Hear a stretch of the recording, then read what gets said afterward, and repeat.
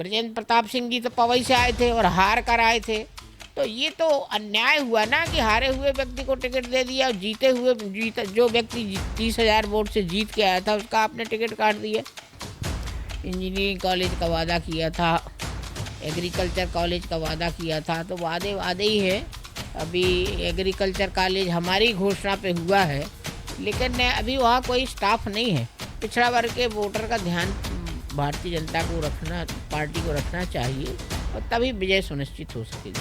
Ticket तो हम भी पन्ना से मांग रहे हैं और हमें विश्वास है कि इस बार पार्टी हमको टिकट देगी। पार्टी टिकट देगी और हम चुनाव लड़ेंगे। पन्ना होम नेटवर्क में आप सभी दर्शकों का स्वागत है। मैं हूं आपके साथ कादिर। जैसा कि आप सभी को विदित है कि माहौल क्या है कि कार्यक्रम के तहत हम पन्ना के जितने वरिष्ठ नेता हैं, प्रमुख नेता हैं, जो दावेदार हैं, उन तक पहुंच रहे हैं और उनसे बात कर रहे हैं कि आखिर टिकट मिलती है तो आगे की रणनीति क्या होगी, किस तरीके से चुनाव लड़ा जाएगा। इसी के साथ आज हमारे साथ खास मेहमान हैं कुसुम जी मेहंदेले, जिन्हें जिज्जी के नाम से जाना जाता है और एक अपने समय पे एक कद्दावर मंत्री के रूप में उन्होंने कार्य किया और कई विकास कार्य किए। टिकट तो हम भी पन्ना से मांग रहे हैं और हमें विश्वास है कि इस बार पार्टी हमको टिकट देगी। जी, पिछली बार क्या कारण रहा ऐसे कि टिकट काटी हो? अब पिछली बार तो मैं तो नहीं कह सकती हूँ क्या कारण रहा है, लेकिन मेरा टिकट काट दिया और ब्रजेंद्र प्रताप सिंह जी को दे दिया।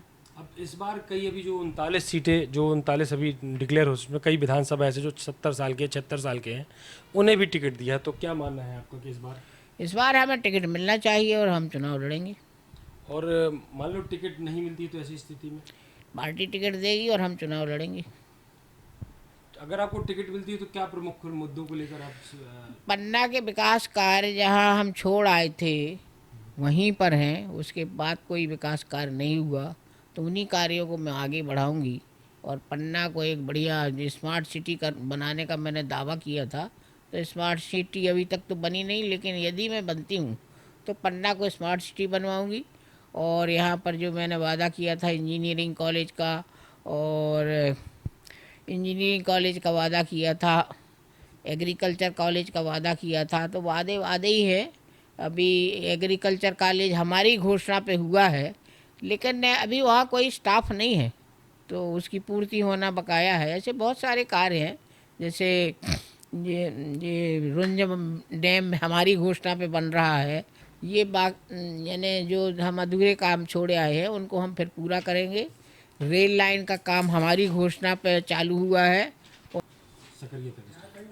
झारखंडन देवी तक रेल लाइन आ गई है और स्टेशन बनने की प्रक्रिया जारी है। ये मेरी ही घोषणा पर काम हो रहा है और इसको हम जल्दी से जल्दी पूरा कराएंगे। जी, आपने स्मार्ट सिटी की बात की, तो दरअसल जो स्मार्ट सिटी का पन्ना में काम हुआ, और ये एक और हम बता रहे हैं आपको कि सकरिया का एरोड्रोम मेरी ही घोषणा है और मेरी घोषणा पर ही सकरिया डैम बन रहा है। और जब हम बन जाएंगे तो इसको जल्दी जल्दी पूरा करेंगे। और यहाँ पर सकरिया डैम में मैं सकरिया डैम में यानी ट्रेनिंग होना है बच्चों की हवाई जहाज़ उड़ाने के लिए, और हम यहाँ पर मेडिकल कॉलेज भी ले आएंगे, क्योंकि छतरपुर में मेडिकल कॉलेज आ गया और सतना में मेडिकल आ गया, पन्ना में नहीं आया है, तो पन्ना में लाएंगे। और ख़ास तौर पर बिटनरी का मेडिकल कॉलेज भी पन्ना में आना था, जो नहीं आया है, उसको भी हम पन्ना में लाएंगे। जी जी, आपने स्मार्ट सिटी की बात करी, तो स्मार्ट सिटी के तहत बड़ी रकम एक आई थी, मगर मंदिरों में बंदर बाट कहें या पुताई के नाम पे 20-20, 25-25 लाख रुपए आहरित किए गए। आप स्वाभाविक है, नेता हैं और नेता भी थी, आप चाहती तो उसको और निराकरण या ध्यान रख सकती थी, जिससे वो काम और अच्छे से होता। हम कैसे ध्यान रख सकते थे जब हमारा टिकट ही काट दिया, हम विधायक नहीं बने। सारा सारा काम का जिम्मे पहुंच गया वर्तमान विधायक जी, मंत्री जी के पास में, तो उन्हीं के निरीक्षण में, उन्हीं के अंतर्गत वो काम होना था। तो और ख़ास तौर पे मंदिर जो हैं वो स्मार्ट सिटी के अंतर्गत नहीं आते कि मंदिरों का सुधार हो। और मंदिरों, वो तो धर्मस्व का काम है, मंदिरों का काम करवाना स्मार्ट सिटी का काम नहीं है। मगर इस बार स्मार्ट सिटी के जो मद के तहत मंदिरों का रेनोवेशन हुआ, मंदिरों का पुताई हुए, सब स्मार्ट सिटी के मद के तहत हुई। अच्छा हुआ, खुशी की बात है, लेकिन धर्मस्व से हम और भी पैसा ला सकते थे, और जो स्मार्ट सिटी का पैसा है उससे अन्य विकास कार्य करवा सकते थे, जैसे रोडों का रिनोवेशन है और अच्छा करा सकते थे, और भी जैसे अपना ये है, क्या बोलते हैं, अरे टाउन हॉल है, उसको और अच्छा करा सकते थे। और भी यानी अजयगढ़ में भी काम करा सकते थे, तो वो सब नहीं हुआ जो कराना चाहिए था। जी जी, क्या लगता है इस बार भारतीय जनता पार्टी ने दरअसल पिछड़ा वर्ग के कई नेताओं को पीछे कर दिया है? अब वास्तव में बात तो सही है कि पीछे कर दिया है, तो पिछड़ा वर्ग का बहुत बड़ा वोटर है। तो भारतीय, अब मैं और तो नहीं कहूँगी क्योंकि मैं खुद भारतीय जनता पार्टी से हूँ। पिछड़ा वर्ग के वोटर का ध्यान भारतीय जनता को रखना, पार्टी को रखना चाहिए, और तभी विजय सुनिश्चित हो सकेगी।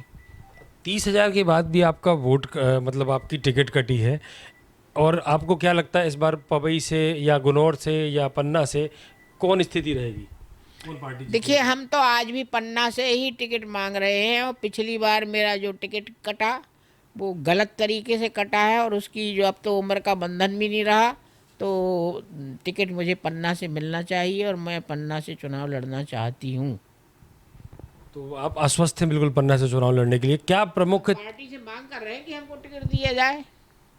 क्या प्रमुख चीजें हैं भाई, ब्रजेंद्र प्रताप सिंह जी तो पवई से आए थे और हार कर आए थे, तो ये तो अन्याय हुआ ना कि हारे हुए व्यक्ति को टिकट दे दिया, और जो व्यक्ति 30,000 वोट से जीत के आया था उसका आपने टिकट काट दिया। ये तो अन्याय हुआ ना। अगर आपको टिकट देना ही था तो पवई से दे देते, हमें कोई एतराज़ नहीं था। लेकिन हम जीते हुए 30,000 से जीते हुए व्यक्ति का टिकट काट के हारे हुए व्यक्ति को टिकट दे दिया, ये तो हमारे साथ अन्याय हुआ। और ऐसा सिर्फ मेरे साथ अन्याय नहीं हुआ, भारतीय जनता पार्टी के अनेक लोगों के साथ इस प्रकार का अन्याय हुआ है। मतलब भारतीय जनता पार्टी को क्या ऐसा है इस समय पे कि वरिष्ठ नेताओं या प्रमुख नेतृत्व तो जो पहला रहा तो उनकी जरूरत नहीं? बिल्कुल, वरिष्ठ नेता देखिए, पिछली बार भी भारतीय जनता पार्टी की सरकार तो बनी नहीं थी। कमलनाथ की सरकार, कांग्रेस की सरकार बनी थी, तो बीच में तो क्या गड़बड़ झाला हुआ, मैं उसके बारे में मुझे ज़्यादा जानकारी नहीं, मैं नहीं कह सकती हूँ। तब बीजेपी की सरकार बनी, नहीं तो शुरू में तो कमलनाथ की ही, कांग्रेस की ही सरकार बनी थी। अगर उसी प्रकार का गड़बड़ झाला होता है तो फिर सरकार बनना उतना सुनिश्चित नहीं रहेगा। इसलिए मैं चाहती हूँ कि मेरी अपनी पार्टी है, मैंने इस पार्टी को के संगठन को बढ़ाने के लिए अपना खून पसीना सींचा है, लगाया है। तो मैं चाहती हूँ कि मेरी पार्टी का, भारतीय जनता पार्टी का नुकसान ना हो, ये आगे बढ़े और तरक्की करे, और फिर से हमारे भारतीय जनता पार्टी की सरकार बने। इसलिए हमारे जो नेतृत्व है, उस नेतृत्व को इस बात पर ध्यान देना चाहिए। जी जी, बड़े बड़े नेता दीपक जेससी हो गए, और अभी हाल ही में कोलारा से विधायक हैं, उन्होंने इस्तीफा देकर कांग्रेस का दामन थामा है। तो क्या मानती हैं, क्या कमी है? कोलारा से चले गए, मुंगावली से भी चले गए, मुंगावली से भी कांग्रेस में चले गए हैं। तो इस प्रकार इस सिलसिले को रोकने के लिए भारतीय जनता पार्टी को अपने कार्यकर्ताओं के प्रति ध्यान देना पड़ेगा, उनके साथ न्याय करना पड़ेगा। नहीं तो इस प्रकार से तो हमारी अपनी पार्टी कांग्रेस को समृद्ध कर रही है, और हम आँख मूंद दें कि अरे कुछ नहीं होगा, हम संभाल लेंगे, तो ये कोरी कल्पना है, ये कोरी बातें हैं। पिछली बार भी तो कमलनाथ की सरकार बन गई थी। अगर नरोत्तम मिश्रा आगे नहीं आते, संजय पाठक आगे नहीं आते, तो क्या भारतीय जनता पार्टी की सरकार बनना थी? तो पिछली बार जो भारतीय जनता पार्टी की सरकार बनी है, उसका श्रेय तो मैं नरोत्तम जी मिश्रा और संजय पाठक को दूंगी कि इनने सरकार बनाई। दरअसल जो अभी हाल ही में माहौल चल रहा है कि ज़्यादातर कांग्रेस में आ रहे हैं, ऐसी स्थिति में क्या लगता है आपको किसकी सरकार बनेगी?